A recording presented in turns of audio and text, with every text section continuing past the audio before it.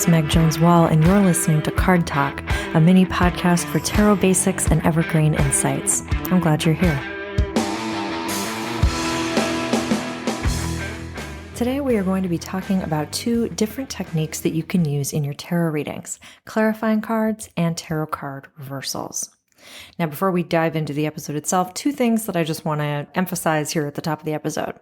The first is that I'm not grouping these techniques together because you have to use them together, okay? They're completely distinct, separate techniques, and they were each completely optional to your practice. I'm grouping them together simply because I get asked about both of these things all the time, and I just wanted to be able to cover them both efficiently in one episode. The other thing I want to say here is that while these are both pretty popular techniques that, again, I get asked about all the time, I don't use either of them particularly often. Now, I'm not saying that to make you feel embarrassed for using them or for wanting to use them or for being curious about them. Look, if you feel drawn to clarifying cards or you want to work with reversals or you're just curious and want more information, or if you already use them and love them, all these things are great. No problems. Live your life. Do your thing. I just want to be honest with you since these aren't areas of like really intense specialty or particular interest for me. So in addition to what I'm sharing in this episode, which is just kind of some broad high-level information, I'm also going to offer some different resources on each of these two techniques. So if you're looking for more support or information beyond what I share here, you've got some free resources and some books to check out of just some places to go next. Okay, let's get into it. I'm going to talk about clarifying cards first, and then we'll talk about tarot reversals. So first, if you've never heard the phrase clarifying cards before and you're wondering what the hell I'm talking about, let me explain. Generally, a clarifying card refers to a tarot card or a practice of pulling cards after you've done a tarot reading. The cards might still be out, you're looking at the cards, and it's generally a technique that's recommended when you find the reading confusing. Whether it's a single card reading, a multi-card reading, whether you're using a spread or not, a clarifying card is an additional card that you pull as a way of trying to make sense of the reading that you are struggling with. Essentially, we're really asking the deck to help us understand either the reading as a whole or a specific card or cards within the reading. I know I basically say this every episode now, but remember that tarot readings are conversations. So in this context, a clarifying card is kind of like saying, wait, hang on, can you tell me more about this? Or could you say that a different way? I'm not sure I'm following, right? If you've ever asked a teacher to explain a topic in a different way to help you understand, or you've ever asked someone like a boss or a friend or a coworker or a roommate or whatever to be like, Can you say that again? I'm not following you. That's essentially what we're doing here, right? We're asking the cards to repeat themselves or to offer clarification, to give some more nuance, to help us understand what's going on. The reason that this technique is so popular is because tarot reading can be really hard. Frankly speaking, that's why. It's a technique that can help offer some additional reassurance, encouragement, clarification, or specificity when it comes to our readings. So why wouldn't we pull clarifying cards, right? Are there any reasons not to do this? Well, the simple answer is that it's really easy to get carried away with clarifying cards, which is why I rarely pull them myself and is why when I talk about them, I usually advise using a lot of caution and restraint. I think that this is a technique that is best used very sparingly because in my experience, once we've done our tarot reading, if we've asked a good question and we know what we're talking about, the cards have usually already said what they need to say. And personally, I would rather try to find the root of my confusion in the cards and identify what's going on in the conversation I've already had, rather than layering in additional cards and potentially making the confusion even worse. I usually would prefer to just spend more time with the reading as is, rather than adding additional insights for a reading that's already thrown me off my game. Let me just give you a quick example so that you know what I'm talking about, especially if you're skeptical. Let's say that I decide to do a simple 2-card tarot reading using a 2-card spread. Just stop and start. 1 card for stop and 1 card for start. Now, in the first position of stop, let's say that I pull the Hermit, which is an archetype that I personally tend to associate with emergence, spirituality, wise leadership, self-discovery, and preparing to move into a new cycle. But in the second position of start, let's say that I pulled the Hanged One, which is an archetype that I tend to associate with stillness, shifts in perspective, surrendering to the moment, and not trying to push forward against impossible forces. It might feel like both of these cards are kind of diving into the topic of drawing back, suggesting that I hit pause, slow down, and retreat and see what happens next versus trying to force something.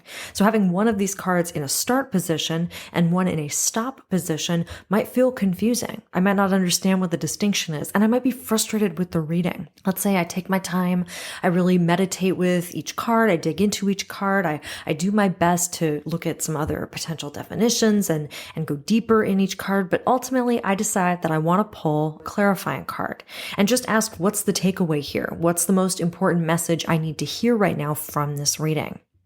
If I pulled the High Priestess, it could indicate that I need to lean on my own inner wisdom and make a choice for myself rather than feeling dragged along by forces greater than me. I might feel that the cards are advising me to slow down with intention rather than because I'm not sure of what to do next. In this reading as a clarifier, the Priestess might indicate that it's the quiet contemplation part that's the most important, rather than obsessing about movement or achievement or something. But if I pulled the Moon as my clarifying card, which is a card that I associate with wildness and mystery and dreams and fears, it's a 9 card just like the Hermit, I might feel even more lost than before because the Moon can be a really tricky card to interpret.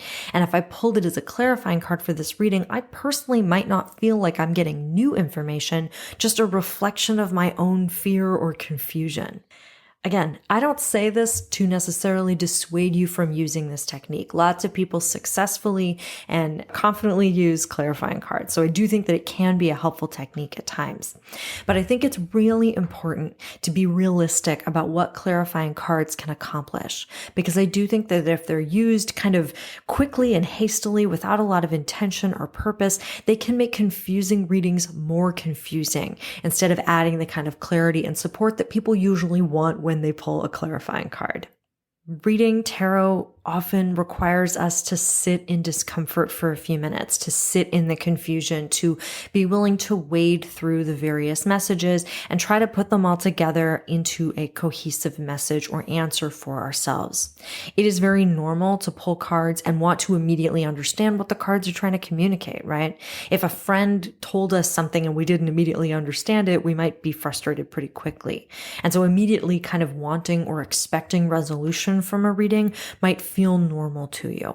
But I really want to encourage you to take the time to work through the cards that have already emerged before you start layering in a bunch more cards.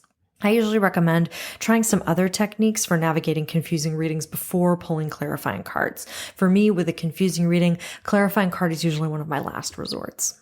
Now, I believe I talked about some of this in my episode on navigating confusing tarot readings, but if you feel really overwhelmed or uncertain about a reading, adding more information is not necessarily going to help. Sometimes it can, but it's not necessarily just going to fix everything. But if you take your time and act with care, clarifying cards can help to bring a reading together. They can help you get focused on what the cards are most interested in, or they can offer some assurance that you're on the right track with the interpretation you're kind of running with. So let me give you a couple questions that you can use to kind of consider and think through if you should pull a clarifying card around a particular reading or not. First, ask yourself, have you spent time with the reading already and done your absolute best to interpret the cards as you initially drew them?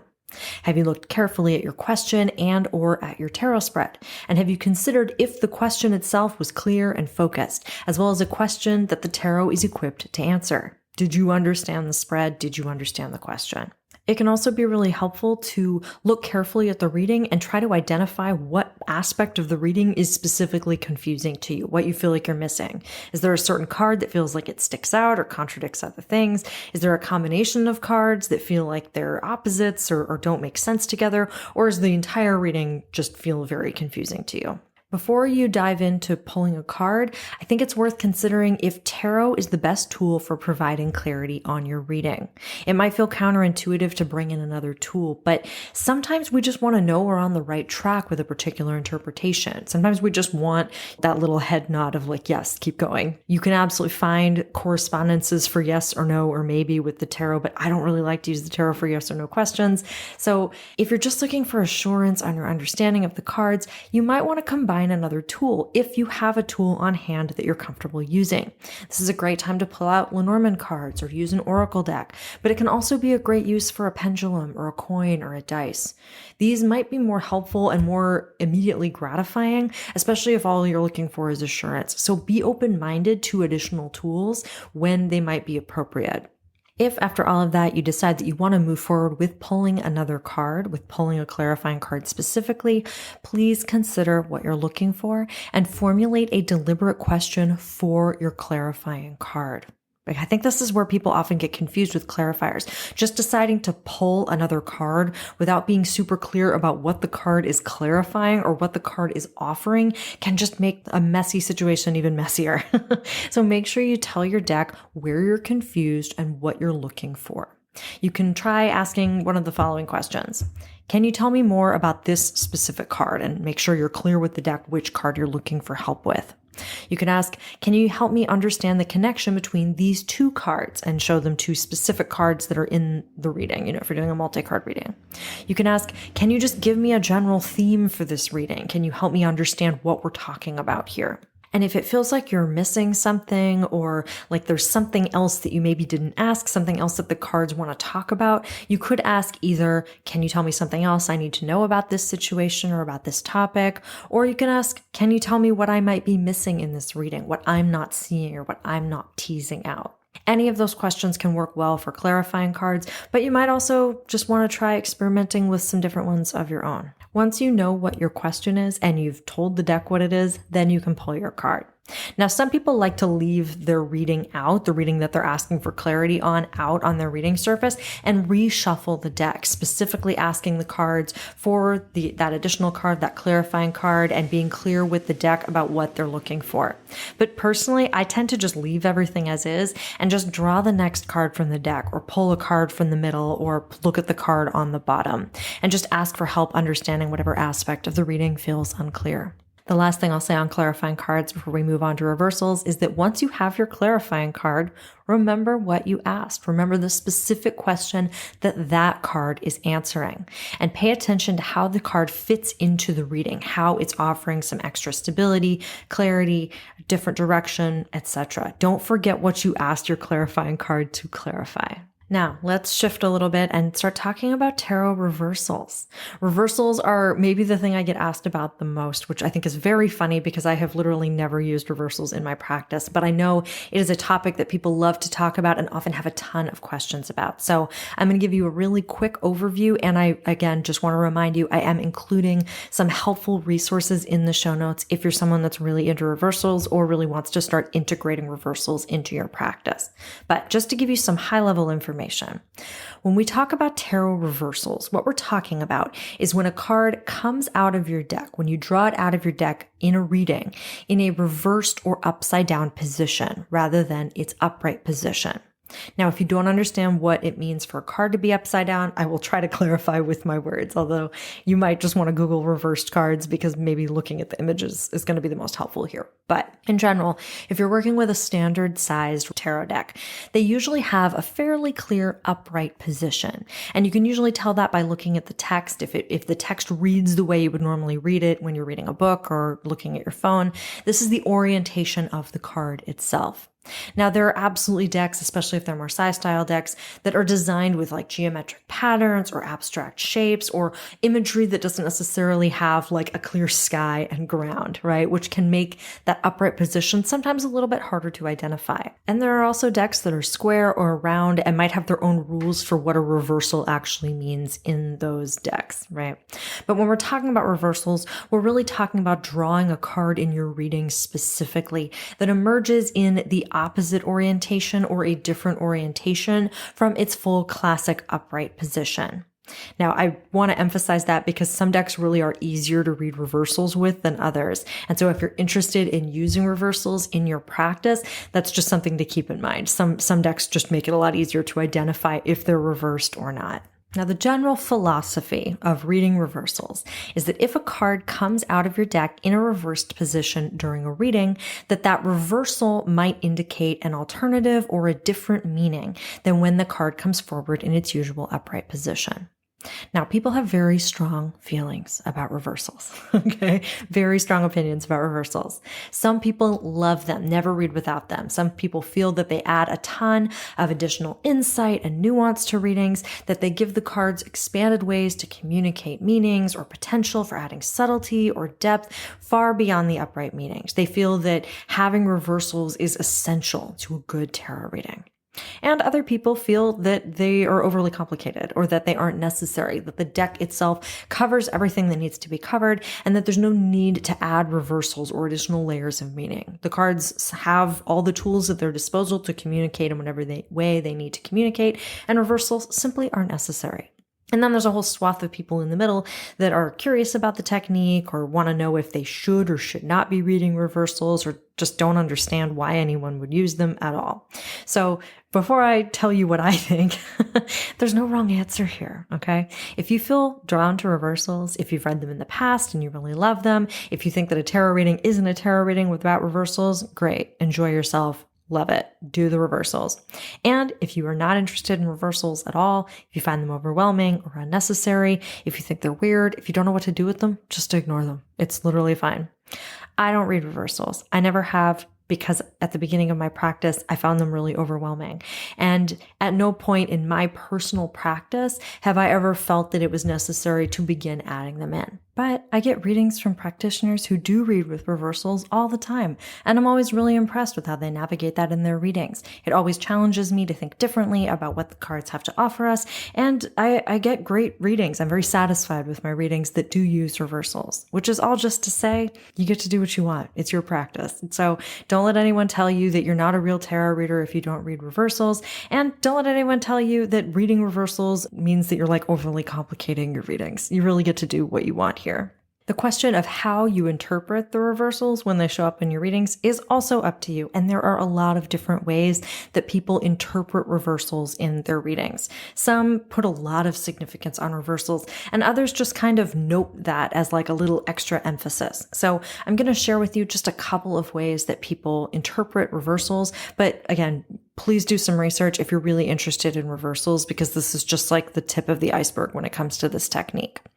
The one that I think most people think of first, even if they don't actually use them in your readings, is that reversals are like the literal opposite meaning of the upright definition. It's a shadow definition or an inverted definition. But I've also seen a lot of people use reversed cards to signify a blockage or a particular obstacle. Even if that reversal is showing up in a spread in a position that's like something positive, it might be talking about something that is tripping you up or indicating a challenge around that specific topic that the card covers. You can also read, and this is probably my favorite one, you can read reversals just as an exclamation point or like underlining something. This is just a card to pay extra attention to. It doesn't necessarily impact or change the interpretation of the card. It's just a way of the deck indicating that this is an important card to the reading, that this is a particularly significant card in the reading. I also want to share that if the language reversed feels confusing to you, if it feels sticky, if you don't like it, I want to share that someone in my Discord, a really lovely member of my Discord server, offered that they use the language of adjusted rather than reversed. And they really think about their reversals as just something that the card itself might suggest from the opposite direction that we usually consider it coming from. So I wanted to pass that on because I know a number of people in the Discord server found that a really helpful interpretation or alternative way of talking about these kind of inverted cards. Now, if you yourself are curious about using reversals and you want to try integrating reversals into your practice, here's how you do it. The key thing here is to do some readings where you decide ahead of time that you're committed to reading any reversals during that particular session. And you also need to be clear with yourself too about what the reversal means or how you're going to interpret it. Now, this is the most important thing. You have to decide this before you start pulling cards. You have to be consistent about when you're going to read reversals, when you're not going to read reversals, and what significance you place on reversals. If you don't, if you just are kind of curious about it and a little, inconsistent and kind of wishy-washy, it can be really easy to fall into the trap of only reading reversals when it's going to give you the kind of feedback that you're secretly hoping for, right? We all go to the cards sometimes with questions where we're hoping the cards will tell us something that we want to hear, right? We all do it. And if you only ever read reversals when it changes the meaning of a card that you don't want to see, or when it makes the reading more comfortable for you, this can be a really slippery slope. A lack of consistency in your practice and changing the rules halfway through a reading or changing the techniques that you're using halfway through a reading is a really easy way to start eroding the trust that you have in your cards. And I don't want that to happen to you. So be consistent, be real with yourself about whether or not you want to try reversals. And you can try out different ways of understanding reversals to see what resonates. You can test out some of these different interpretations for reversals. But again, just be intentional about it and make the decisions about how you're going to use this technique before you start pulling the cards. Don't decide halfway through a reading you want to read reversals. I also just want to share that a lot of people go through phases with reversals. This is another thing we've been talking about in the Discord server. It's completely normal to maybe start with reversals, then decide you're not really feeling it and stop reading reversals for a little bit, and then maybe come back to them. Your practice is allowed to change and evolve as you go. It is totally normal. So even if you've been reading reversals happily for a while, if you decide you don't want to do it anymore, you want to take a break from reversals, that's completely fine. Again, just be honest with yourself and be consistent about when you're going to read reversals and when you're not. I know we covered a lot, but I have a little tip just to offer you if you're interested in adding clarifying cards to your practice, but now I've made you nervous. You can try this out without the stakes of a confusing tarot reading. Pull a card at random out of your deck, not as a reading, but just to have a baseline starting place. Just pull a card out. Now, I want you to think about some general meanings for that card and to consider a situation in which this card could serve as a confusing answer to a question, or might just bring up some big feelings that you would want to be soothed. What is a hypothetical situation where this card could feel challenging and where you might be looking for some more information, right? Come up with that little situation for yourself. Then, after you have a clear sense of what the card is about generally and an example in mind of when it might require some more support or when you might want more support from receiving that card, pull a second card out of your deck. This is a practice exercise, but I want you to consider how you would read that second card as a clarifier to the first in this hypothetical situation. Think about what it might offer, think about connections between the cards, and think about how that clarifier would extend the conversation, would add some depth or layers of meaning, or might clear something up. Now, if that feels fun, I want you to keep that first card out, but practice pulling additional cards one at a time and reading them as hypothetical single clarifying card. Think about how the overall meaning of your reading changes. Think about how that second card offers different clarity, how different clarifying cards change the way you would interpret that initial card, and pay attention to how often it feels helpful to pull that other card versus how confusing it might feel to be pulling that second card. Pay attention to this. This can be a very low stakes exercise, but can help give you a sense of what it feels like to pull a clarifier and maybe help you understand what your initial gut reaction is to pulling those clarifying cards. I know we covered a lot today and this is a little bit longer than our usual episode. So I just want to say thank you for hanging out with me today, and I'll be back soon with another episode of Card Talk. Card Talk is committed to staying ad-free for everyone, which is possible thanks to the generous support of listeners like you. To pledge your monthly support or make a one-time donation, click the link in the show notes. You can also find episode transcripts, more about me, and additional tarot resources through my website, 3amtarot.com. See you next time.